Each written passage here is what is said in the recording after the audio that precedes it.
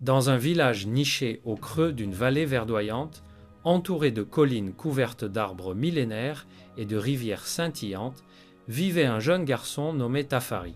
Curieux et rêveur, il passait ses journées à explorer les sentiers forestiers. Fasciné par les murmures des feuilles, le chant des oiseaux et les légendes que les anciens racontaient autour du feu. Depuis son enfance, il avait toujours senti que la forêt n'était pas qu'un simple ensemble d'arbres et de plantes, mais qu'elle possédait une conscience, un souffle invisible, une force que seuls ceux au cœur pur pouvaient percevoir. Chaque soir, alors que le soleil disparaissait derrière les collines et que la brume commençait à danser sur les ruisseaux, Tafari s'aventurait près d'une clairière isolée. Là, la lune se reflétait dans le sol humide comme un miroir céleste, et la lumière argentée semblait donner vie aux ombres. Il adorait écouter les sons subtils de la nuit, le froissement des feuilles, le glouglou de l'eau, le cri lointain d'un hibou. Il sentait que ces sons portaient des secrets que seuls les cœurs purs pouvaient comprendre. Un soir de pleine lune, alors que la brise faisait frissonner les hautes herbes, une lumière étrange et douce émana d'un bosquet à l'orée de la clairière. Tafari s'avança prudemment, son souffle se mêlant au murmure de la forêt, et découvrit une silhouette féminine flottant au centre de la lumière. Azala, la déesse gardienne de la forêt. Ses cheveux ondulaient comme des lianes luminescentes, ses yeux reflétaient la profondeur des plus anciens arbres, et son aura imposait un respect mêlé de fascination. « Qui es-tu » demanda Tafari, sa voix tremblante mais empreinte de respect. « Je suis Azala, esprit de la forêt, » répondit-elle, sa voix résonnant comme le bruissement des feuilles. « Ton cœur est pur, humain, et pourtant tu appartiens à ceux que nous craignons. » Malgré la peur que ressentait le jeune garçon, il ne put s'empêcher d'être captivé. Azala, de son côté, sentait un attachement croissant pour lui, quelque chose de rare parmi les humains, la sincérité et le respect pour la vie qui l'entourait. Dans les jours suivants, Tafari revint chaque soir, apportant des fruits, des fleurs et 2 petits cadeaux qu'il avait fabriqués lui-même. Azala, touché par sa gentillesse et sa curiosité, lui révéla certains secrets de la forêt.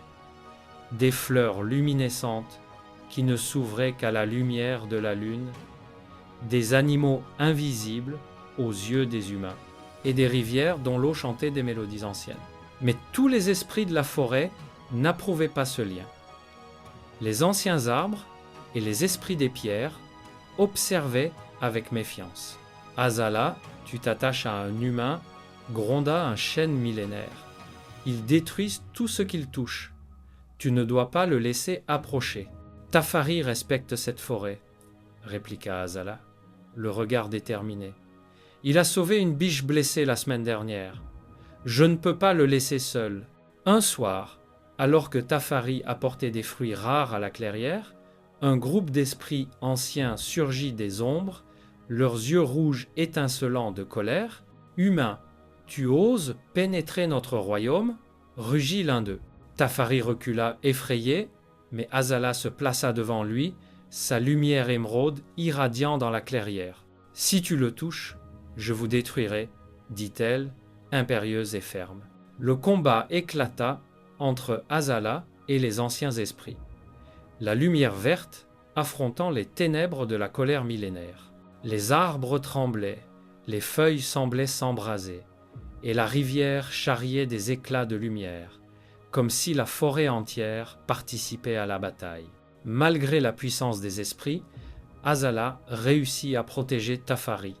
Leur lien, désormais scellé par le danger, devint plus fort et plus indestructible. Si cette aventure vous fascine et que vous voulez voir Tafari et Azala découvrir encore plus de secrets de la forêt, cliquez sur j'aime et abonnez-vous pour ne rien manquer. Cependant, la tranquillité fut de courte durée. Quelques nuits plus tard, Tafari disparut. La clairière était vide et le vent semblait porter son nom comme un écho inquiet. Azala, inquiète et furieuse, parcourut la forêt, défiant les lois de sa propre race pour retrouver son ami. Elle découvrit que Tafari avait été capturé par les anciens esprits et emmené dans une grotte sombre, recouverte de mousse et de racines, où l'air humide résonnait de chants ancestraux. « Pourquoi m'avez-vous fait ça ?» demanda Tafari, tremblant mais déterminé. « Tu dois comprendre le danger que tu représentes, » répondit un esprit ancien. Azala s'avança, irradiant de lumière verte, et dit « Il a compris plus que vous ne le pensez. Il respecte ce monde et n'a jamais causé de mal. » Un affrontement éclata, la forêt trembla, l'eau et la terre vibrèrent, mais Azala ne faiblit pas. Après un combat acharné, elle libéra Tafari. Ensemble, ils s'éloignèrent vers la clairière, leur lien renforcé par l'épreuve. Les jours suivants, Tafari et Azala devinrent inséparables. Chaque matin, Tafari explorait la forêt sous la guidance de la déesse, découvrant des lieux que jamais aucun humain n'avait vus. Des cascades cristallines où l'eau dansait comme des flammes, des arbres gigantesques dont les branches semblaient toucher le ciel, et des clairières secrètes où des créatures mystérieuses se réfugiaient. Azala lui montrait aussi les secrets des herbes médicinales, des fleurs luminescentes et des pierres qui chantaient lorsqu'on les touchait doucement. Malgré leur complicité, le monde de la forêt restait méfiant. Les anciens esprits murmuraient dans l'ombre, et même certains animaux semblaient les observer avec suspicion. Un soir, alors que la lune était pleine et ronde, illuminant la canopée d'une lumière argentée, Azala et Tafari s'aventurèrent dans une vallée interdite, connue sous le nom de Vallée des Ombres. La légende racontait que seuls les esprits les plus puissants pouvaient y pénétrer sans être attaqués. Les arbres étaient si serrés que la lumière de la lune avait du mal à passer, et le sol était recouvert de racines épaisses et glissantes. « Taf, sois prudent, » murmura Azala. « Ici, les anciens esprits observent tout. Ton humanité pourrait les troubler. » Tafari hocha la tête, mais son cœur battait d'excitation et de curiosité. Il voulait prouver qu'il pouvait respecter la forêt et qu'Azala avait eu raison de lui faire confiance. Soudain, un murmure glacé traversa la vallée. Des silhouettes sombres surgirent des arbres, entourées d'une aura sombre et menaçante. Les anciens esprits, furieux de l'audace de Tafari, l'encerclaient. « Humain, tu oses pénétrer notre sanctuaire ?»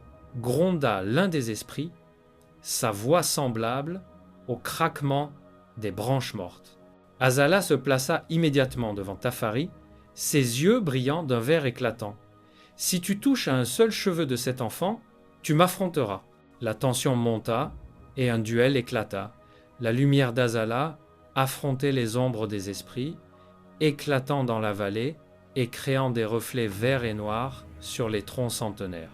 Tafari, effrayé mais courageux, observait chaque mouvement, apprenant la danse de la forêt, la puissance des éléments et l'importance du respect pour ce monde ancien.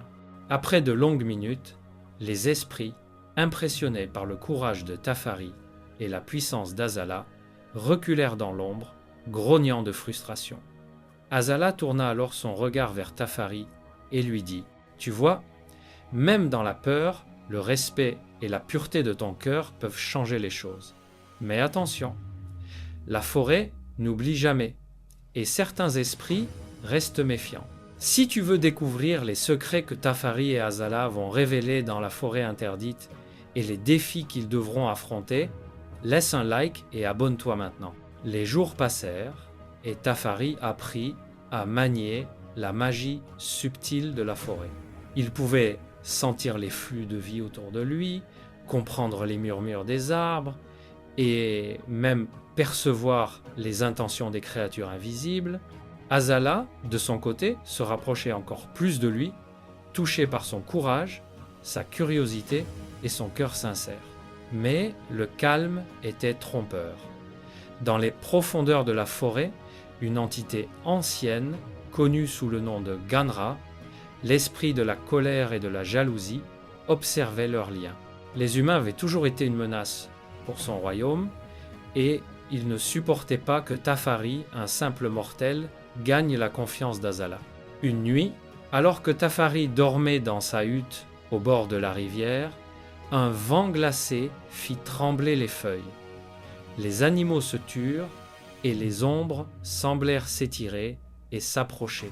Tafari sentit un frisson courir le long de son échine. Il se leva et la brume dense devant la rivière commença à tourbillonner. Tafari murmura une voix sombre et sifflante. Azala surgit, ses yeux luisants dans la nuit. « C'est Ganra, il ne tolère pas notre amitié.